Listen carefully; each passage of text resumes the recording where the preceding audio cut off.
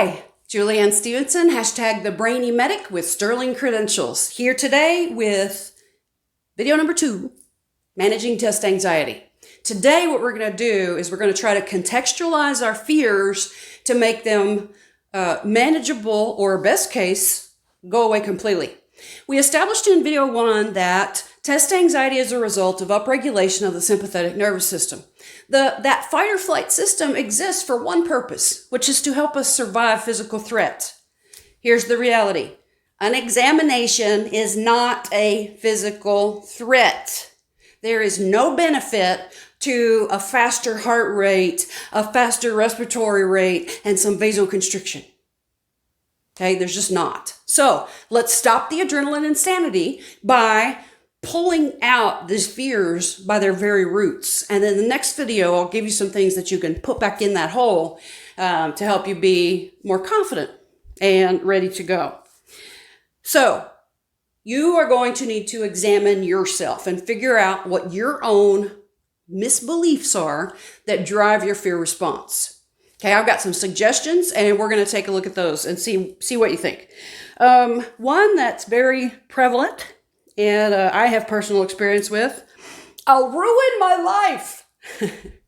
If I fail this exam, fail this course, I'll ruin my life, and then what will I do?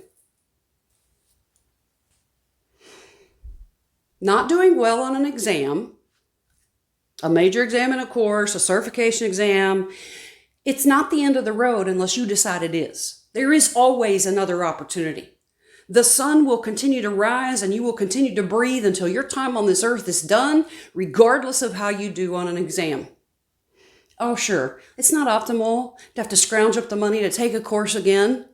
But at the end of the day, it isn't the end of the world. It's just a reroute. What does Henry Ford say? Failure is only the opportunity to begin again more intelligently. And that's absolutely true. And I've seen it myself. I had a mechanic one time come into my course, and he desperately wanted to be an EMT. And like most of you, or many of you at least, he was a kinesthetic learner and he struggled. He failed the course the first time. He came back and he passed it the second time, and then went and took the certification exam, failed it 3 times, came back and took a refresher, and then finally on his 5th go, passed the certification exam and became an EMT, because I just always admired the dedication that took. And then he just didn't let it get him down. He wasn't unrealistic about the amount of work it was going to take him to be successful, and he didn't care, because he knew that what he wanted to do had that much value. All right, how about this one? Everybody will think, insert negativity. I'm stupid, I'm not capable, whatever. All right, so we come to this belief somewhere in adolescence that the whole world is just focused on us. That's not true, right? I mean, if you stop and you take a minute and you think about it, you know that the vast majority of the world couldn't give a crap what you're doing. There is a subsection of people who love and support you, who will not give you a hard time regardless of the outcome of any exam. There is another category of people who won't even notice you exist one way or the other. And then there's a final category of people, excuse me, who it's their hobby to point out the flaws with everybody else. Who cares what they think? I mean, I'm very realistic doing these videos. There's a little anxiety there about putting myself out there. But the fact of the matter is, different people have different preferences and different needs. It's not a personal rejection if somebody doesn't particularly like them. If you're still with me, you're getting something out of it, and that's why I'm here. So I was able to contextualize that anxiety in a way that there's really nothing to lose. Okay? As they say, the hater's going to hate. It's okay. So in terms of test anxiety, if there's a particular individual in your life who you believe would give you a hard time about not doing well on an exam, I need you to look carefully at where that person is in your life.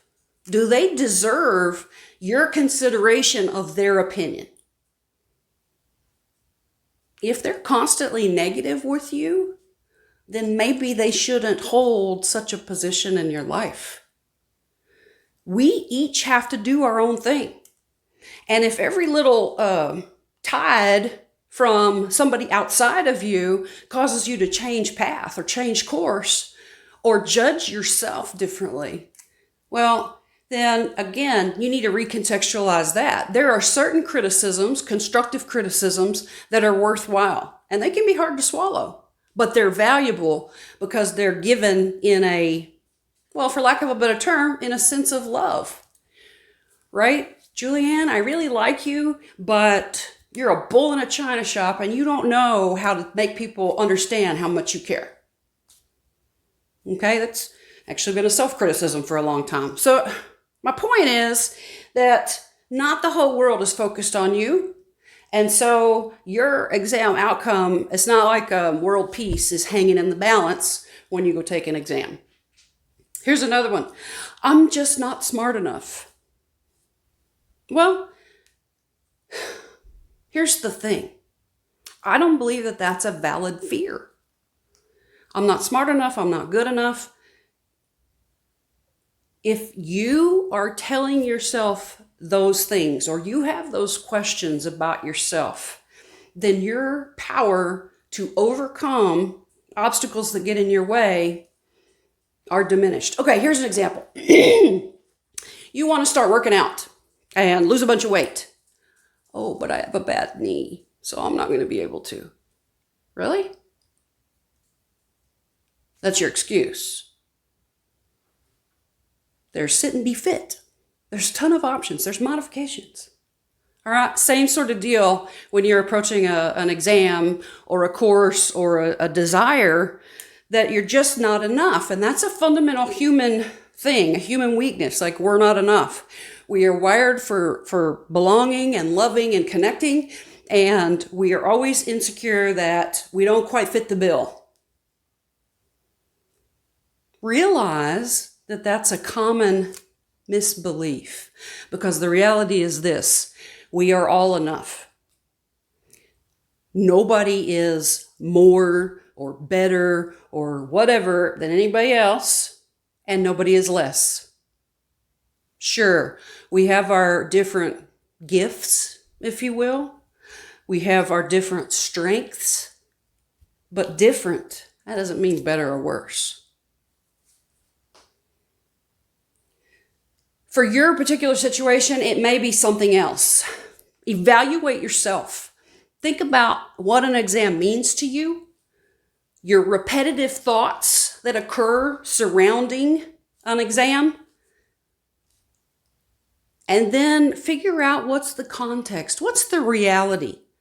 Because I will guarantee you, fear that is big enough to drive the fight or flight response, wherein the body is preparing to survive a physical threat. Any fear that's that big is not realistic.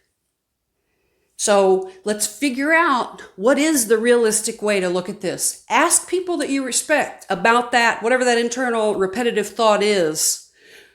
Ask people that you respect for assistance and guidance to put this into a manageable context. Decrease the size of the beast. There is no monster under the bed or in the closet. Yeah, when the lights go out, your imagination takes over, and you're just sure there's a monster under the bed. But when you look, there really isn't a monster. I want you to think of test anxiety the same way. Those fears really cannot impact you the way you imagine they can. So let's turn the light on and let's confirm that.